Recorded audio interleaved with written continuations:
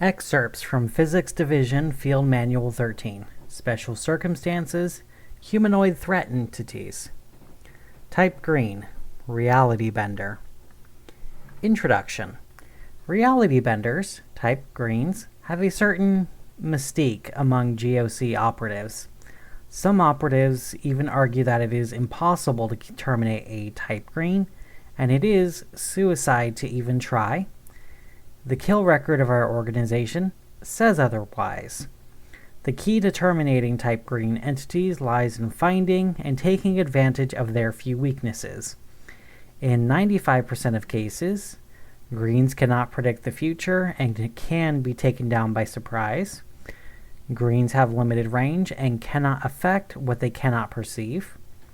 Greens cannot impose their will on anything if they have no will to impose.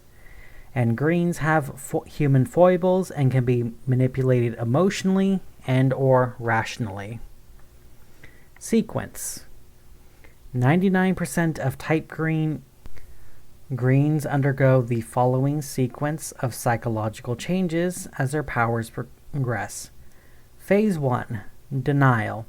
The subject refuses to acknowledge their ability to warp reality. The type green will attempt to rationalize away their abilities by various means. In some cases, the type green will end here. Their ability will be self-suppressed and they will not proceed. However, most then proceed to Phase 2, experimentation. The subject acknowledges their abilities and begins to test the limits of their powers. In general, type greens tend to experiment in one of two patterns: slowly, methodically, and carefully, advancing a small amount at a time or in a small number of sudden jumps. In any case, the subject will generally remain in this mode for some time before proceeding to Phase 3, stability. The subject reaches the limit of their powers and determines the boundaries of their abilities. The type green achieves control over their reality shifts and can manipulate them as necessary. More importantly, they can choose not to utilize their abilities if needed. Phase 3 is usually characterized by attempts to live a normal life. The subject will continue in normal routines and, aside from necessary precautions to prevent losing control, will utilize their abilities only in private and only in a manner that will not harm others. These type greens may be classified as Threat Level 1, Monitor, Do Not Engaged, but should be monitored closely due to the risk of proceeding to Phase 4. Phase 4, the Child God. Sadly, the majority of type greens will eventually progress to Phase 4. During this phase, the reality bender becomes obsessed with the power it possesses and will attempt to utilize it for personal gain at the cost of others. This phase is marked by reduced empathy for other humans, inability to accept personal faults, and increased megalomania. Although warning signs are numerous, the key aspect of a Phase 4 is the use of their abilities to manipulate other humans. Teenage and young adult type greens will typically use their abilities for sexual purposes, while children will attempt to make strangers their friends. Older adults may attempt to manipulate others for love or financial gain. Although a few cases have resulted where the type green then reverts to Phase 3, 99% of them will remain at Phase 4 until eliminated.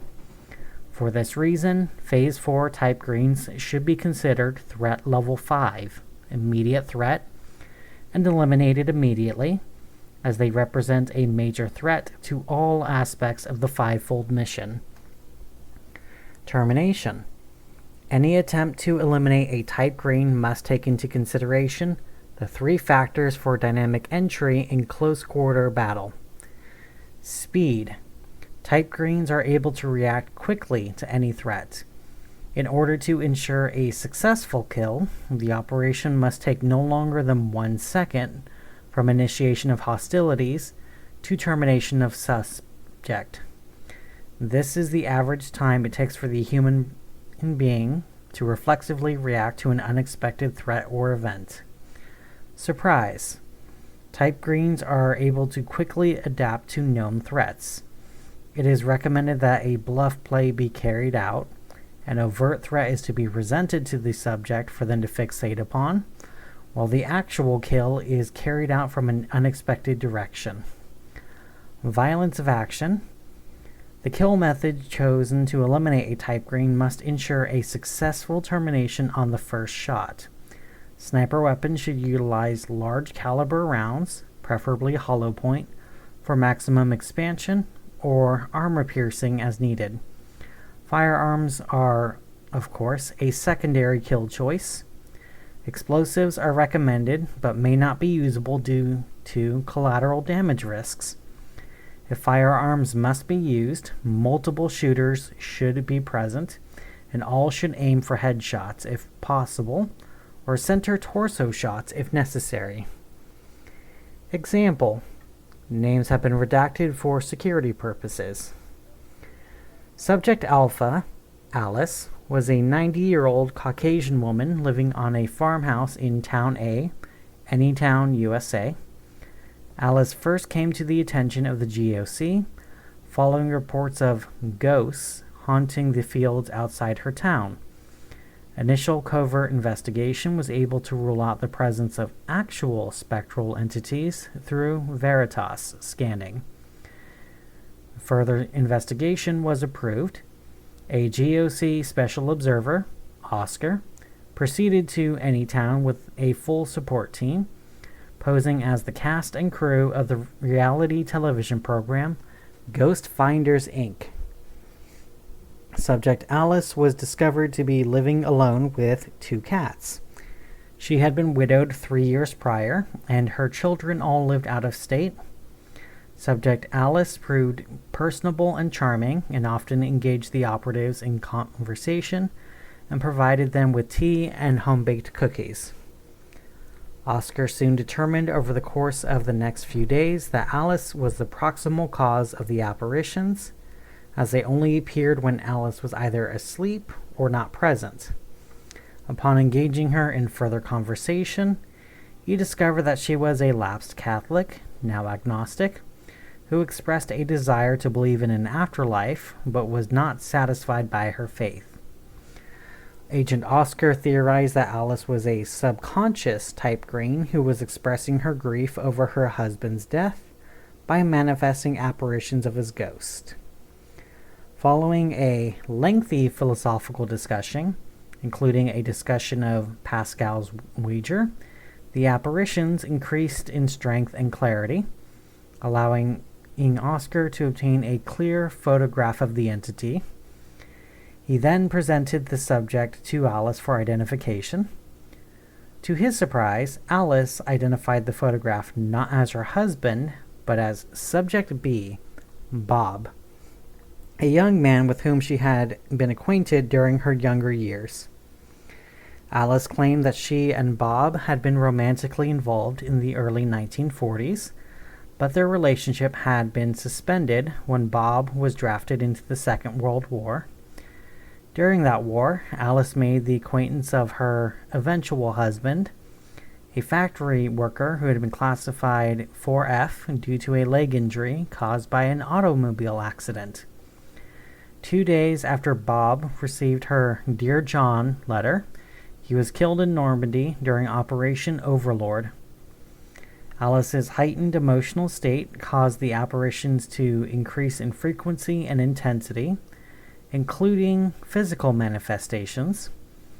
After a GOC operative was injured by a Luger bullet fired by one of the ghosts, Central ordered termination of the subject. Operative Oscar requested permission to attempt a non-lethal soft kill, citing second mission concealment concerns. Permission was granted. No record remains of Operative Oscar's subsequent conversation with Subject Alice, but it convinced the subject to manifest an apparition of Bob that night, the first time that she had manifested an apparition in her own presence. After receiving emotional closure with what she believed was the spectral entity of her old lover, the apparitions ceased manifesting entirely. Subject died 3 nights later in her sleep of natural causes. No further paranormal phenomena have occurred in the area since Subject Alice's death. Operative Oscar was commended for his actions.